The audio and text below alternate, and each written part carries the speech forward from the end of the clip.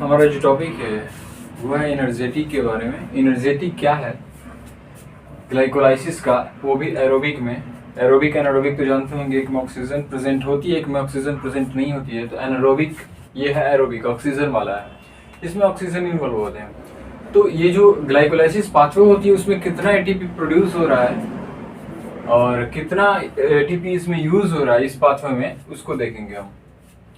सबसे पहले इसको लिखने का तरीका जो होता है ना, लिखने का अगर तरीका देखें तो हम क्या करेंगे, सबसे पहले सीरियल नंबर 1 2 कितने रिएक्शन इसमें इन्वॉल्व हो रहे हैं, कितने स्टेप आ रहे हैं, उसको हम लिख देंगे। उसके बाद क्या करेंगे, इसमें स्टेप कौन कौन से आ रहे हैं, जो पाथवे होता है ग्लाइकोलाइसिस का उसमें कौन कौन से स्टेप इसमें इन्वॉल्व है, उस स्टेप को इसमें उस जो स्टेप का नंबरिंग है उसको हम इसमें ऐड करेंगे। फिर क्या होता है कि कौन से रिएक्शन आ रहे हैं उसमें, उस रिएक्शन को लिखेंगे, किससे क्या कन्वर्ट हो रही है, किससे क्या बन रही है, उसको इंक्लूड करेंगे। फिर हम देखेंगे उसके एंजाइम, ये जो पाथवे है, ये जो रिएक्शन है, इस रिएक्शन को परफॉर्म करने के लिए कौन सा एंजाइम का यूज हो रहा है, उस एंजाइम को लिखेंगे।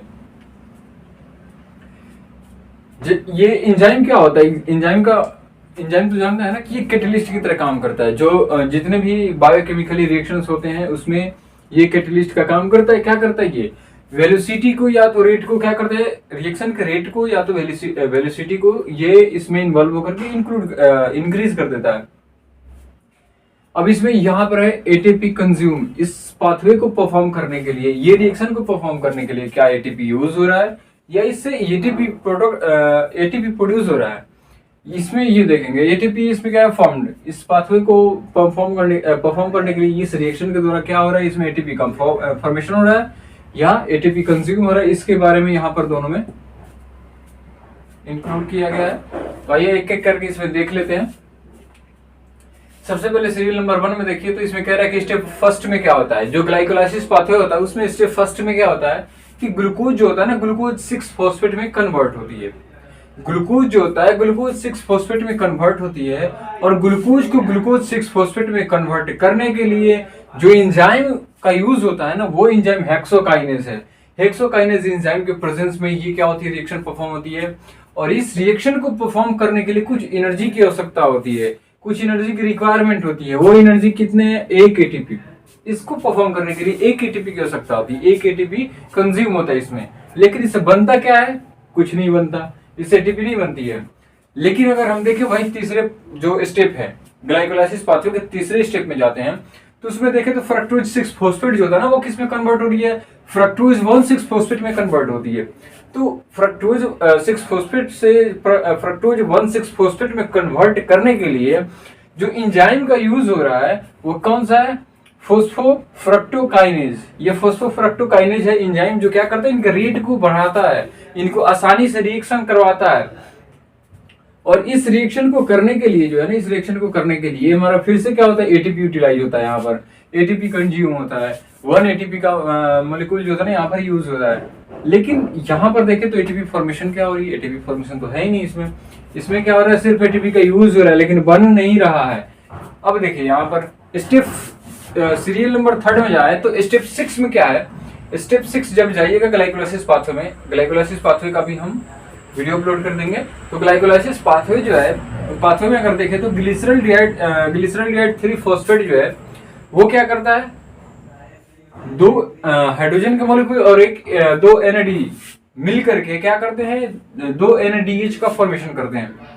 इसमें 2 NADH का फॉर्मेशन करते हैं। इसमें क्या होता है, ये जो रिएक्शन होती है ना, इसमें NADH का फॉर्मेशन हो रहा है, और इसमें जो एंजाइम लग रहा है ना, ग्लिसरॉल्डिहाइड 3 फॉस्फेट डिहाइड्रोजिनेज का यूज हो रहा है। ये जो एंजाइम है इस रिएक्शन को परफॉर्म करने के लिए यूजफुल है। इसके रेट, इसकी जो वेलोसिटी है, रेट है, उसको इंक्रीज करता है। अब इसमें एटीपी यूज हो रहा है या कंज्यूम हो रहा है, तो यहाँ पर देखिए यहाँ पर कंज्यूम हो रहा है, दोनों तो एक ही चीज है। यहाँ पर क्या है, एटीपी कंज्यूम हो रहा है, कंज्यूम होने के साथ साथ जो फॉर्मेशन हो रही है ना हमारी, कितनी हो रही है, 6 एटीपी। ये वाला रिएक्शन जो है ना, ये वाला ग्लिसरॉल्डिहाइड वाला, ये अकेले क्या करता है, 6 एटीपी मॉलिक्यूल्स का फॉर्मेशन करता है। यहाँ पर 3x2 कहां से आया, यहाँ पर देखिए 3x2, यहाँ पर कितने NADH बना है, यहाँ पर 2 NADH बना है ना, तो यहाँ पर 2 NADH लिख दिया मैंने। अब होता क्या है कि एक NADH में जो होती है ना, 3 एटीपी मॉलिक्यूल्स इन्वॉल्व होते हैं, 3 एटीपी मॉलिक्यूल्स का उसमें इंक्लूड होते हैं। अब वो इसलिए क्या करते हैं हम कि 2 NADH से 3 से जब मल्टीप्लाई किए हैं तो 6 एटीपी आया। 6 एटीपी यहाँ पर क्या हो रही है, फॉर्मेशन हो रही है इस वाले रिएक्शन में। ठीक है, अगला रिएक्शन देखते हैं। सीरियल नंबर अगर 4 देखें तो क्या होती है, 7 में 1,3 बाइफॉस्फोग्लिसरेट जो होती है ना, वो कन्वर्ट होती है किसमें, 3 फॉस्फोग्लिसरेट में कन्वर्ट होती है। इसको कन्वर्ट करने के साथ साथ क्या होती है, देखिए यहाँ पर क्या लिखा है 2 ATP, यहाँ पर 2 ATP के फॉर्मेशन हो रही है, 2 ATP मॉलिक्यूल जो है ना यहाँ पर फॉर्म हो रहा है। तो 1,3 बाइफॉस्फोग्लिसरेट जो होती है ना, जब कन्वर्ट होती है 3 फॉस्फोग्लिसरेट में तो 2 ATP का फॉर्मेशन होता है। इसको परफॉर्म करने के लिए जो एंजाइम लग रहा है, फॉस्फोग्लिसरेट काइनेज का यूज हो रहा है। फॉस्फोग्लिसरेट काइनेज का यूज हो रहा है और इसमें ATP कंज्यूम नहीं हो रही है, 0 हो रही है, लेकिन फॉर्मेशन कितने का हो रहा है, 2 का, 2 ATP का फॉर्मेशन हो रहा है। अब यहां पर देखें 5 नंबर में, तो यहाँ पर जो 10 नंबर ग्लाइकोलाइसिस जो पाथवे है ना, उसमें जो 10 नंबर स्टेप है उसमें देखें तो फोस्फोइनोल पायरुवेट जो होती है ना, फोस्फोइनोल पायरुवेट जो होती है ना, पायरुवेट में कन्वर्ट होती है। पायरुवेट में कन्वर्ट होने के साथ साथ 2 ATP का फॉर्मेशन भी कर रही है। यहाँ पर इसमें जो एंजाइम का यूज हो रहा है, पायरुवेट काइनेज का यूज हो रहा है। पायरुवेट काइनेज एंजाइम के प्रेजेंस में क्या होती है, ये वाला इसका फॉर्मेशन होती है। फोस्फोइनोल पायरुवेट जो होती है ना, पायरुवेट में कन्वर्ट हो रही है और 2 ATP का फॉर्मेशन कर रही है, किस एंजाइम के थ्रू, पायरुवेट काइनेज के थ्रू। ये क्या करेगा, इसके रेट को या वेलोसिटी को क्या करता है, इंक्रीज कर देता है, मतलब रिएक्शन को सुटेबल कर देता है ताकि आसानी से हो जाए। ये कैटलिस्ट की तरह काम करता है। यहाँ पर क्या है, ATP कंज्यूम, कितनी इसमें ATP कंज्यूम हो रही है, 0। यहाँ पर भी क्या हो रहा है, ATP यूज नहीं हो रहा है, लेकिन बन कितना रहा है, ATP का फॉर्म कितना हो रहा है, यहाँ पर 2 ATP मॉलिक्यूल्स बन रहे हैं। तो अगर हम देखें टोटल कितने हुए, टोटल अगर देखें तो टोटल जो फॉर्मेशन हुआ ATP वो हमारा 10 हुआ। यहाँ पर 2 2 4 हुआ और 6, यहाँ पर कितने हो गए, 10 हो गए। ठीक है, देखिए यहाँ पर 2 2 और 6 कितने हुए, 10 हुए ना। अब इसमें देखें कंज्यूम कितने हुआ, टोटल कंज्यूम हो रहा है 1 2, बाकी तो सब 0 है, तो 2 कंज्यूम हो रहा है, 10 का फॉर्मेशन हो रहा है। तो हमारे पास कितना टोटल बचा, टोटल गेनिंग एनर्जी, हम कितना एरोबिक में एनर्जी को गेन कर रहे हैं, ग्लाइकोलाइसिस पाथवे के द्वारा हम कितना एनर्जी को गेन कर रहे हैं। तो 10 - 2 = 8, यानी 2 हमारा तो यूटिलाइज हो गया है, लेकिन हम 10 बनाए भी हैं, तो 10 में से घटाएंगे अगर 2 को तो कितना आएगा, 8 आएगा, यानी 8 ATP का फॉर्मेशन हो गया हमारा। तो ये हमारा क्या एनर्जेटिक ग्लाइकोलाइसिस पाथवे है।